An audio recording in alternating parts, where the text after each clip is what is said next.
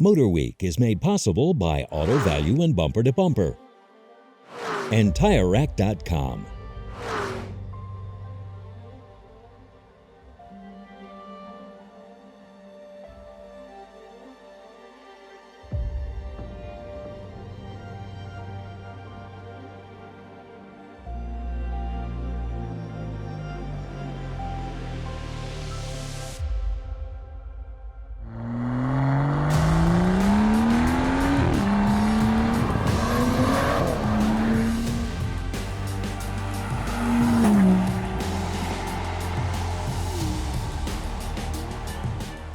Aston Martin's portfolio is an exercise in automotive alliteration.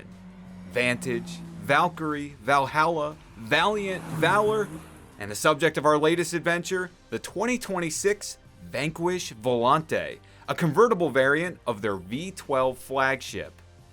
We were invited to Aston Martin's Q showroom in New York City, where a Vanquish Volante was prepped for some first drive impressions, though downtown Manhattan traffic is hardly the ideal place to experience the fastest, most powerful open-top production Aston to date.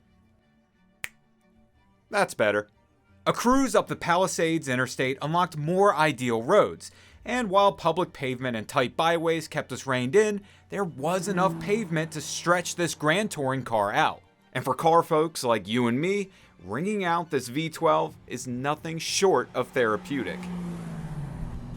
I've read some studies as of late that say cats purring can somehow heal humans, like mentally or emotionally. I don't know if that's true, but what I will say, when you've got an engine like this under the hood that purrs, oh yeah, it heals. What we've got is a 5.2 liter bi-turbo V12, 824 horsepower, 738 pound-feet of torque. It's plenty of get up and go, and on a subtle back road cruise like this, it purrs. But a couple downshifts from the ZF8 8-speed automatic, and that purr goes to a healthy roar.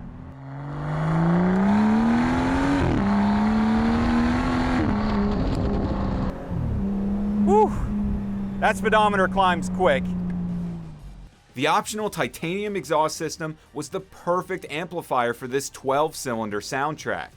This centerpiece of Vanquish engineering fills out the engine bay with muscle, hidden by a series of pump covers and overscored by bracing adorned with Aston Martin's final seal of approval. Shout out to Pedro Costa. But it's not just senseless bulk. This brawn has been precision toned. The engine itself is mounted front mid, aiding in the Volante's 49 front, 51 rear balance, while its rear drive delivery is assisted by an electronic differential. Bilstein DTX dampers and electronic stability programming keep the Volante planted.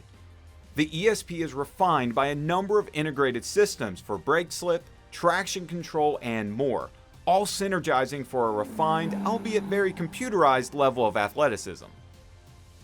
Special care was taken as to not dilute the experience between the coupe and the convertible. The chassis is locked in with underbody stiffening and bracing optimized for a drop top. When all said and done, however, the Volante does weigh 95 kilos or about 210 pounds more than the coupe, largely attributed to the roof system and necessary roll protection. A center rotary dial unlocked the various drive modes employed by the Vanquish Volante. GT mode lightened the steering a tad and kept the gears high, though turn-ins on these scenic backroads were still plenty hefty. In GT, the suspension is still very active, but it breathes more with the warped and weathered pavement. Sport and Sport Plus heighten the firmness of the suspension to translate more of those road imperfections through the chassis and to the driver, weighing the steering even further and kicking the revs up all the while. Standard carbon ceramic brakes save weight and bleed speed quick. Any lost momentum can be quickly regained by the sticky Pirelli P0 summer tires. Winter tires are available upon request. Speaking of request, hopeful buyers will be able to extensively customize their Vanquish Volante to their specifications. Its long hood, short rear, and wide stance add up to a powerful road presence. The K-fold roof opens in 14 seconds, closes in 16, and can be operated up to 31 miles per hour. Top down is the easiest way to see the two-seat interior, crafted with diligence equal to the bodywork, even down to the rotary switchgear and analog buttons. Aston Martin's in-house infotainment system is still a hit. though the pair of 10.25-inch screens are enhanced by the first application of Apple CarPlay Ultra. It allows for a better interplay between car and smartphone, with the digital gauge unit able to be customized in greater detail and certain features like climate control to be adjusted without needing to exit CarPlay. Even Siri can help you out. It's not exactly revolutionary, but it's neat, and it works rather seamlessly. This feature can be retroactively embedded in certain Aston Martins, and we're sure it'll make its way to more common traffic soon enough. As one might expect, the 2026 Aston Martin Vanquish Volante will be made in limited numbers, set to arrive in the third quarter of this year.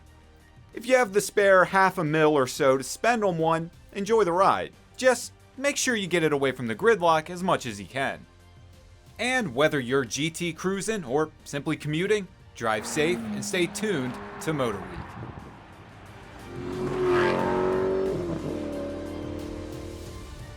The MotorWeek app, which includes our latest reviews and feature stories, is now available for mobile devices.